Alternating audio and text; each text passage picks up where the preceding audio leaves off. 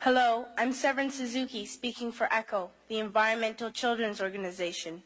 We're a group of 12 and 13-year-olds trying to make a difference. Vanessa Setti, Morgan Geisler, Michelle Quigg, and me. We've raised all the money to come here ourselves, to come 5,000 miles to tell you adults you must change your ways. Coming up here today, I have no hidden agenda. I am fighting for my future. Losing my future is not like losing an election or a few points on the stock market. I am here to speak for all generations to come. I am here to speak on behalf of the starving children around the world whose cries go unheard. I am here to speak for the countless animals dying across this planet because they have nowhere left to go. I am afraid to go out in the sun now because of the holes in our ozone. I am afraid to breathe the air because I don't know what chemicals are in it. I used to go fishing in Vancouver, my home, with my dad, until just a few years ago we found the fish full of cancers. And now we hear of animals and plants going extinct every day, vanishing forever. In my life, I have dreamt of seeing the great herds of wild animals, jungles and rainforests full of birds and butterflies, but now I wonder if they will even exist for my children to see. Did you have to worry of these things when you were my age? All this is happening before our eyes, and yet we act as if we have all the time we want and all the solutions. I'm only a child, and I don't have all the solutions. But I want you to realize, neither do you. You don't know how to fix the holes in our ozone layer. You don't know how to bring the salmon back up in a dead stream. You don't know how to bring back an animal now extinct. And you can't bring back the forest that once grew where there is now a desert. If you don't know how to fix it, please stop breaking it.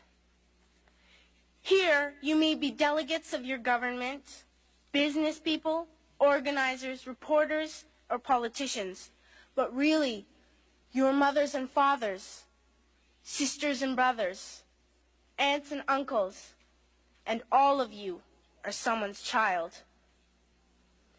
I'm only a child, yet I know we are all part of a family, 5 billion strong. In fact, 30 million species strong.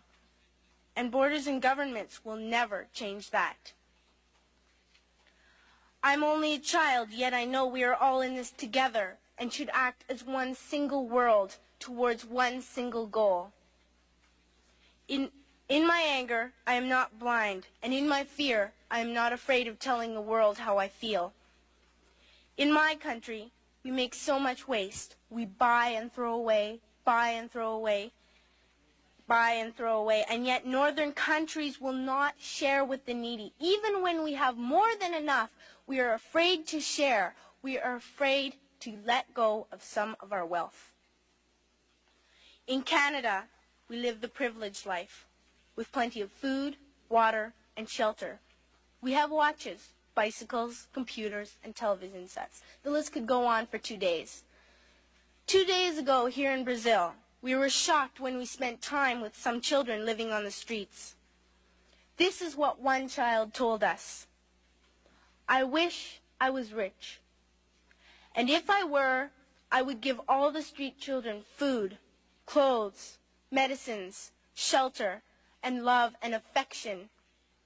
If a child on the streets who has nothing is willing to share, why are we who have everything still so greedy? I can't stop thinking that these are children my own age, that it makes a tremendous difference where you are born, that I could be one of those children living in the favelas of Rio. I could be a child starving in Somalia, or a victim of war in the Middle East, or a beggar in India. I am only a child, yet I know if all the money spent on war was spent on finding environmental answers, ending poverty, and finding treaties, what a wonderful place this earth would be. At school, even in kindergarten, you teach us how to behave in the world.